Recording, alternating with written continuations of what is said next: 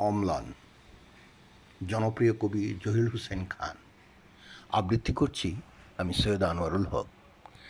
হে যুবতী, যৌবনে পূর্ণ আত্মবিলাসী, হাজারো প্রজাপতির লক্ষ্যস্থল, তোমার বুকের সমৃদ্ধ সম্পদ মুক্ত নয়নে শয়নে স্বপনে করে আকর্ষিত আমি ধরাতল।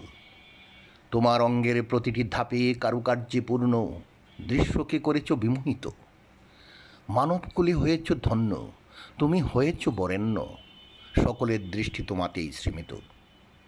তোমার পরশে নিতে লালিত সুঘ্রাণ আহরিতে আমার উন্মাদনা প্রতিটি মুহূর্তে। তুমি আমার নিঃশ্বাসে আছো বিশ্বাসে, কভু পারি না দৃষ্টির আড়াল করিতে।